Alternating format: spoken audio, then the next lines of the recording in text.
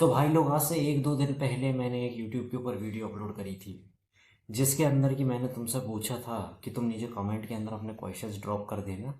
मैं एक लड़की को अपनी चैनल के ऊपर इनवाइट करूंगा और फिर मैं उससे पूछूंगा कि लड़कियों को कौन सी चीज़ें पसंद है एक लड़के के अंदर। और भाई, क्या तो रिस्पॉन्स दिया यार तुमने, भगवान कसम। एक क्वेश्चन पूछा भाई तुमने, सिर्फ एक क्वेश्चन। मैं एक लड़की को इनवाइट करने को तैयार था भाई, और तुम केवल एक क्वेश्चन पूछोगे। तुम्हें सच में लगता है कि मैं केवल एक क्वेश्चन के लिए किसी लड़की को बुलाऊंगा अपनी चैनल के ऊपर?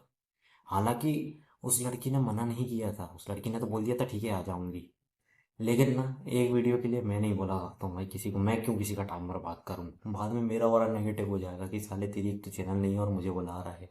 हालांकि वो बोलेगी नहीं, लेकिन मैं ऐसा सोच तो सकता हूँ ना। कभी कभी बीच में होता है भाई, इनसिक्योरिटी फील होती है, अंडर कॉन्फिडेंट फील होते हैं भाई कभी कभी।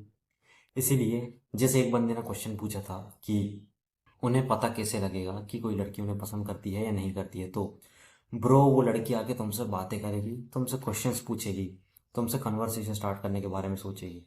और अगर तुम्हें लगता है कि कोई लड़की तुम्हें सीक्रेटली पसंद करती है, कोई तुम्हें बार बार छुप छुप के देखती है, तो काफ़ी ज़्यादा चांसेस हो सकते हैं कि वो तुम्हें नहीं देख रही है। और अगर देख भी रही है और तुम्हें लग रहा है कि उसे तुम्हारे ऊपर क्रश है, वो तुम्हें लाइक करती है, तो तुम जाके खुद बात कर सकते हो। देखो, तुम कन्वर्सेशन तो इनिशिएट कर ही सकते हो एटलीस्ट, क्योंकि कहीं से ना कहीं से तो तुम्हें शुरुआत करनी पड़ेगी अगर लड़कियों से बात करना है तो। तुम्हें अगर लग रहा है कि कोई लड़की तुम्हें पसंद करती है, तो जाओ बातें करो उससे। और केवल मैंने इतने से क्वेश्चंस नहीं पूछे हैं उस लड़की से, और भी बहुत सारे क्वेश्चंस पूछे हैं, और उन्हीं क्वेश्चंस के बारे में मैं अब बात करूंगा। तो पहला क्वेश्चन है जो कि मैंने पूछा था, वो ये था कि एक लड़की क्या चीज़ नोटिस करती है एक लड़के के अंदर सबसे पहले। अभिषा ने बोला था कि वो ड्रेसिंग सेंस सबसे ज़्यादा नोटिस करती है एक लड़के के अंदर। अब इसका मतलब ये नहीं है कि वो बोल रही है कि किसी लड़के को महंगे कपड़े पहनना चाहिए। देखो, महंगे कपड़े पहनना और अच्छा ड्रेसिंग सेंस होना, दोनों में ज़मीन आसमान का अंतर है। ड्रेसिंग सेंस का मतलब है कि तुम अपने कपड़ों को ठीक से पहन रहे हो या नहीं, जो कपड़े तुम पहन रहे हो वो तुम्हारे ऊपर सूट कर रहे हैं या नहीं, तुम उनके अंदर अच्छे दिख रहे हो या नहीं। केवल ये चीज़ें मैटर करती हैं अगर हम ड्रेसिंग सेंस के पॉइंट ऑफ व्यू से बात करें तो। इसीलिए महंगे कपड़े ज़रूरी नहीं है, एक अच्छा ड्रेसिंग सेंस ज़रूरी है। दूसरी चीज़, कौन सा कॉम्बिनेशन ज़्यादा बेटर रहेगा? Confidence plus looks plus intelligence plus confidence. तो ईशा ने बोला कि इंटेलिजेंस प्लस कॉन्फिडेंस ज़्यादा अच्छी चीज़ है, क्योंकि एक लड़के की इंटेलिजेंस काफ़ी ज़्यादा मैटर करती है while talking to a girl. क्योंकि किसी को कन्वर्सेशन अगर पुल करना और उस कन्वर्सेशन को अच्छे से होल्ड करके रखना है, तो ये एक इंटेलिजेंट होने का ट्रीट है। क्योंकि एक गुड लुकिंग बंदा हमेशा ये सोचता है कि कोई लड़की उससे सामने से आकर बात करे, क्योंकि ज़रूरी नहीं है कि अगर कोई अच्छा दिख रहा है तो उसकी सोशल स्किल्स भी अच्छी हों। इसीलिए कॉन्फिडेंस प्लस इंटेलिजेंस ज़्यादा मैटर करती हैं कॉन्फिडेंस प्लस लुक्स के बजाय। इसीलिए अगर तुम थोड़े बहुत इंटेलिजेंट हो, तो तुम्हें ठीक से कन्वर्सेशन इनिशिएट करना आता है, तो भाई तुम मोर देन अट्रैक्टिव बंदे हो।